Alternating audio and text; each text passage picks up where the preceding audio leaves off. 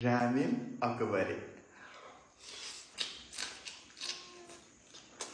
अति नै पिरो खाने क्रेभिङ भएर रामेन किन्न म भाटपट्टि तिर लागे। नट ओन्ली रामेन, मलाई केही ग्रोसरिजहरु पनि किन्नु थियो, त्यही भएर चाहिँ म आज भाटपट्टि गएको थिएँ। जाने बित्तिकै एउटा ट्रली उठाएर चाउचाउवाला सेक्सनमा गएर दुईटा 2x स्पाइसी बुल्दाक लिगे र त्यसमा मिक्स गरेर खानको लागि दुईटा रारा चाउचो पनि। त्यो लिनी साथै चट्ट लाएर मैले 2 पोका तेल, एउटा पेप्सी, 3-4 वटा अन्डा, एक प्याकेट रातो हेर्दै खाउखो लाग्दो पिरो अकबरे खुर्सानी पनि, अनि रामेनसँग खानको लागि भनेर च्वाचेको पिस वाला मासु लिन्छु भनेर यसो हेर्न गएको। भेट्दिन चस्मा लाएर पनि नदेखिएको हो कि क्या भनेर चस्मा खोलेर हेर्छु, देख्दैन। यसो नोटिस गरेको त चिकन सेक्सनमा रहेछु म त। त्यसपछि त्यहाँकै एकजना कर्मचारीलाई बोलाएर च्वाचे कुन सेक्सनमा छ भनेर देखाइदिन्न भनेर उहाँसँग गएर पिस वाला च्वाचे छैन र भनेको त छैन भनेर भन्नुहुन्छ बा। अहिले ठ्याक्कै सकेको छ हामीसँग सर भनेर भन्नुभयो। हस् थ्यांक यू भनेर निस्किन थालेको त सर तपाईले खोज्नु भएको च्वाचे नभए तापनि अहिले भाटपट्टिनीमा चाहिँ मदर्स डे लाई मध्यनजर गर्दै हाम्रो लिमिटेड प्रोडक्टहरुमा एकदमै बब्बाल अफरहरु चलिरहेको छ भनेर भन्नुभयो। त्यति सुन्ने बित्तिकै अफर लागेको प्रोडक्टहरु म त हेर्न गइहाले। हाई लाइफ को गिफ्ट बन्डल जसमा सुगर फ्री कर्नफ्लेक्स, चिया seeds, instant oats, peanut butter र मुस्ली फ्रुट्स एन्ड नट्सहरु थियो। त्यो लिगेर मदर्स डे मा बनाएर खानको लागि एकदमै मिठो पहाडीको गहत र राजमा पनि लिगे। ग्रोसरी सेक्सनबाट सबै लिगिसकेपछि माथिको किचन सेक्सनमा पनि अफर लागिरहेको रहेछ। त्यहाँ गएर यसो विचार गर्दा सीजी को air fryer will be the best gift for mother's day भनेर त्यो पनि एउटा लिगे। त्यो लिग्न साथ फ्यासन सेक्सनमा गएर केही न केही त फ्यासन सेक्सनबाट नि दिनुपर्छ भनेर वरिपरि डुल्दै जाँदा न्यू ब्यालेन्सको सुजहरुमा बाइ 2 गेट 20% अफ पनि रहेछ। त्यही भएर मेरो र मम्मीको लागि 2 जोड न्यू ब्यालेन्सको सुज पनि लिगे मैले। त्यसपछि रमाउँदै सबै सामानहरु किनेर म चाहिँ सिधै लाग्छु मेरो फ्ल्याट तर्फ। जाँदै बाटोमा मैले च्वाचेको मासु पनि लिक्छु र फ्ल्याटमा पुग्ने साथै आफ्नो क्रेभिङ मेटाउनको लागि एप्रोन लगाएर ग्यास बालेर सस्पेन बसालेर त्यसमा पानी हालेर बेसार र नुन डालेर च्वाचेको मासु पनि हालेर त्यसलाई उम्लिन छोडिदिएर एकछिनपछि उम्लेर त्यो रेडी हुन्छ भने एउटा कराई बसालेर हल्का तेल हालेर त्यसमा च्वाचेको मासु फ्राई हुन छोडे र अर्कोपट्टि पनि ग्यास बालेर सस्पेन बसालेर पानी हालेर उता च्वाचेको मासुमा प्याज र अकबरे खुर्सानी काटेर हालेर त्यसमा नुन अनुसार स्वाद बेसार र रेड चिली पाउडर फालेर त्यसलाई हिलाएर डुलाउँदै जाँदा उता सस्पेनमा पानी पनि उम्लेर त्यसमा मैले हालिदिए बुल्दा। त्यो उम्लिन्जेल यतापट्टि च्वाचेको मासु मैले